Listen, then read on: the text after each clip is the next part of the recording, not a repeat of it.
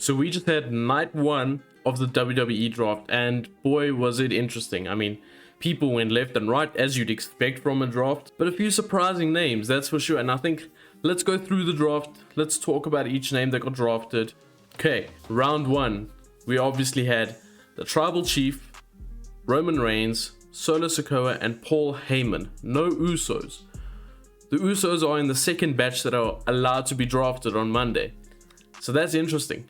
That's super interesting. Is Roman Reigns and Paul Heyman pulling a few strings there to have them separated? Because clearly the OC could have such a big group. So it's not like it was a matter of the group being too big. So it's kind of interesting. We're going to get some developments within the Bloodline storyline. And I got a feeling the Usos are going to get drafted to Raw. I got a feeling it's going to happen.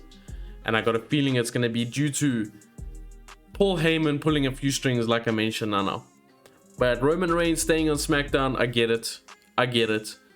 The Fox obviously wants Roman Reigns. They want the views. SmackDown is the number one show right now, if we are being honest.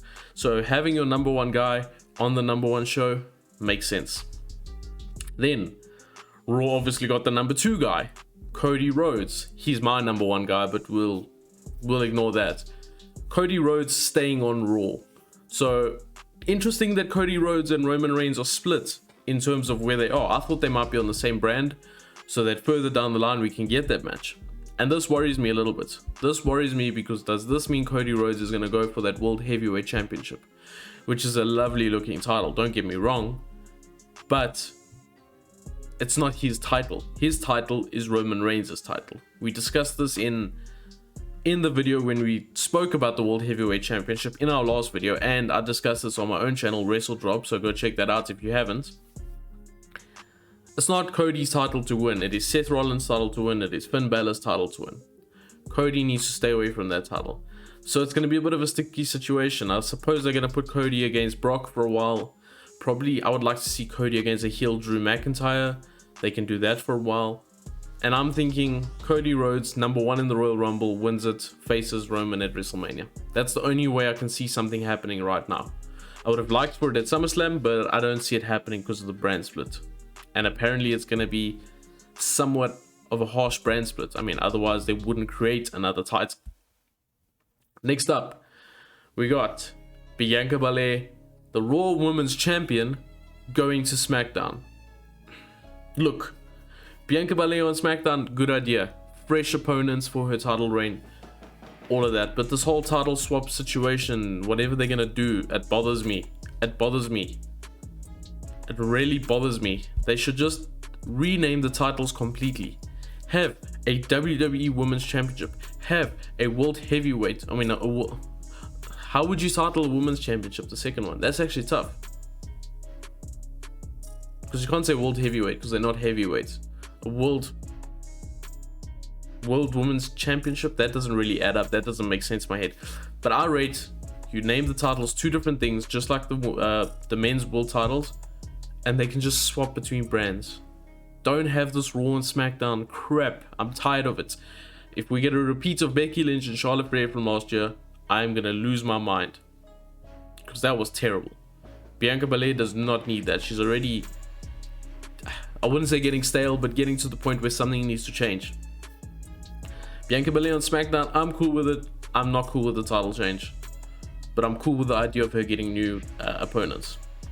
Last pick in round one, Becky Lynch is staying on Monday Night Raw.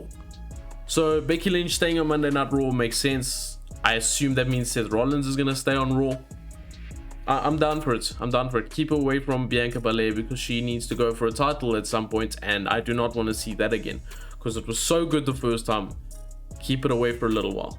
Just keep it away for a little while. The first time was so damn good. Okay, that was your round one picks. I think SmackDown probably got the better of those two picks. Or I'd argue they're quite even actually. That round one was quite even actually. Round two, we had the Street Profits going to SmackDown, which makes sense because Bianca Belair is on SmackDown. Obviously Bianca Belair and Montez Ford are married. Street Profits on SmackDown, I like it, but I just don't know if it makes a difference because the tag titles are unified between both brands. So does it make a difference?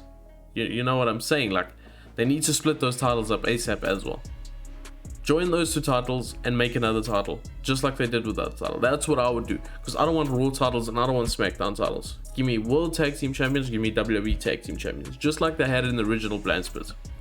That's what I do, because these blue and red titles, they gotta go, man. They gotta go. They gotta go. Street Profits on SmackDown. I'm cool with it. I'm cool with it.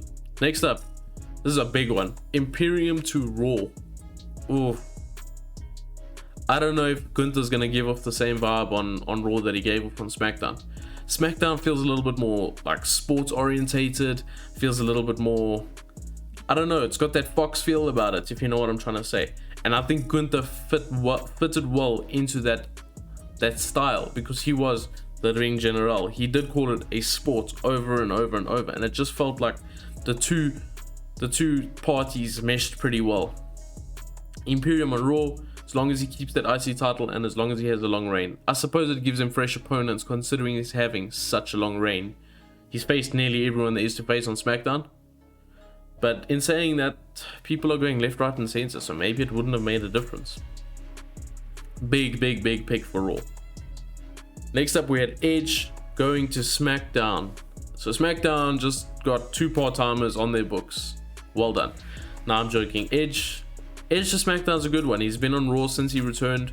Edge is SmackDown royalty. I mean, the SmackDown 6, we all know about the SmackDown 6 from way back when. So I'm happy to see Edge in SmackDown. Different feel, a different look about it. I don't know, it's just gonna give off a different vibe, which I think he needs a bit of. I think he needs this whole return, get injured, return, get injured, return, get injured. It got a bit stale towards the end, so I'm happy to see Edge on SmackDown. And then the fourth and final pick for round 2, Matt Riddle stays on Raw. And of course RVD announced this one, but we won't get into the semantics about that one. Matt Riddle staying on Raw makes sense. I would have liked to see him back on SmackDown. I enjoyed his run on SmackDown when he was going for the tag titles with Randy. But pretty cool. I mean, what more is it? I'm surprised he was picked compared to the other names that are on these lists. I mean, he's fallen quite a bit compared to the other names on these lists. I think Raw probably got the better of that exchange there. Next up, we had round 3 of the draft, and the first pick was a surprising pick, but a massive pick for SmackDown. Bobby Lashley to SmackDown. Now, Bobby Lashley is someone that needs a lot of love and attention right now. They disrespected my man for WrestleMania. They disrespected him prior to WrestleMania. I'm surprised he's going to SmackDown, because I'm not sure that a lot of the Hurt Business will be going to SmackDown. So clearly they've completely drawn back on that idea, which looked like it was happening. What can we do? The Bobby Lashley to SmackDown, I'm cool with it. I'm cool to see new matches for Bobby. I'm cool to see him go for new titles. Bobby Lashley versus Roman Reigns, banger of a match there. So I'm down for it. Next up, we got Drew McIntyre going to Raw, just as we thought he was out the door. People thought Drew McIntyre is going to be out the door. We're not going to see him again, because he did the whole bye emojis on Twitter. He did something on Instagram, but no. Maybe he's just saying bye to SmackDown.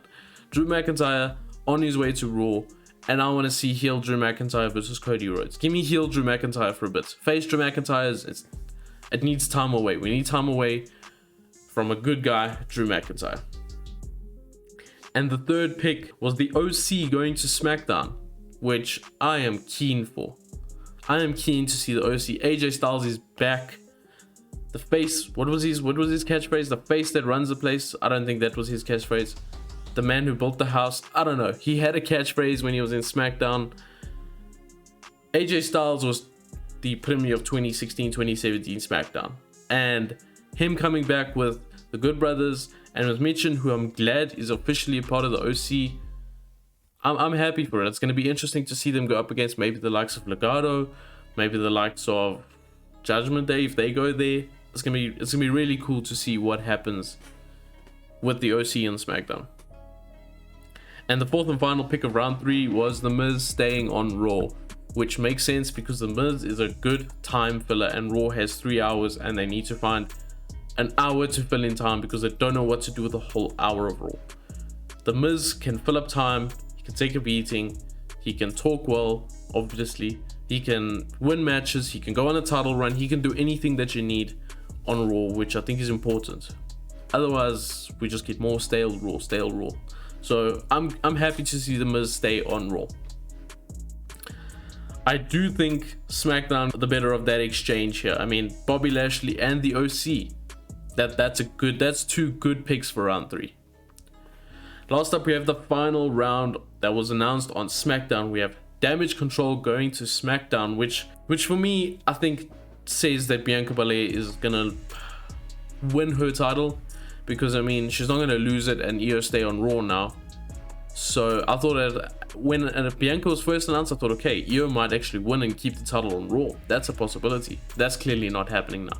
Damage Control on SmackDown. I thought they were gonna break up really soon, so I didn't think that they would be drafted just yet. But it happened. Damage Control SmackDown. Bailey and Michael Cole. I'm so happy to see that again. Not gonna lie, that was comedy gold. Round 2, we got Shinsuke Nakamura on Raw, which is, I'm happy to see Shinsuke move a bit as well. Shinsuke has been on SmackDown for a while, so Shinsuke on Raw, hopefully he gets some sort of push, hopefully he gets some sort of TV time since he's returned. Let's hope for all the best for Shinsuke Nakamura. On to the 2 exciting picks of the night. We got, going to SmackDown, Ilsa Dawn and Alba Fire, the NXT Women's Tag Team Champions. That was unexpected. If anything, I expected Kaden Carter and Katana Chance to get the call up if they were going to pick a tag team, but apparently not. Apparently they've gone with the champions, which is surprising. And then of course Kaden Carter and Katana Chance have challenged them to a match on Tuesday, because these drafts only take place after Backlash. So it's interesting to see what's going to happen. I don't really want them to lose the titles. They should just have to vacate it, in my opinion. That's what I think, because losing the titles derails them coming into the main roster. But I suppose that's the age-old tradition. You lose the title, you go up. I mean, we saw it with so many people throughout the years, especially early days NXT. And then last but not least, the NXT Women's Champion Indy Hartwell. Wow, does Indy not deserve this? Indy has been in NXT for I don't know how long now. She finally got her world title run, or not a world title run, her NXT title run, and now she's getting drafted. I do think this was a late draft idea, because I do think she's injured, which we saw the boots on her, and I do think she was going to vacate the title. So I think this is now an excuse for her to vacate the title, take a little bit of time off, a couple of weeks. She'll be on TV with probably Johnny Gargano, probably Dexter Lumis, probably Candice LeRae, which I'm not too convinced about. But hey, Indy Hartwell's the main roster and I'm happy about it. I think SmackDown won this exchange, considering they got Damage Control and Alba Fire and Ilsa Dawn. So round 4, SmackDown for me. Anyways guys, that was the draft. Tell me what you thought about the draft. Tell me if you thought anyone should have been drafted different ways. Tell me if you thought anyone should have stayed on the brand they were on. Let me know what you guys think. I'm excited about this draft. I think the first round picks were interesting. I do think Raw will obviously have a lot more picks, because there's a whole bunch of names left over still, and obviously that's a 3-hour show. I do hope to see some more NXT talent. I do hope to see Bron Breakker, Tyler Bate, Ilya Dragunov. There's a couple names I do hope to see get the call up, but we'll see in time, guys. Anyways guys, take care. Peace.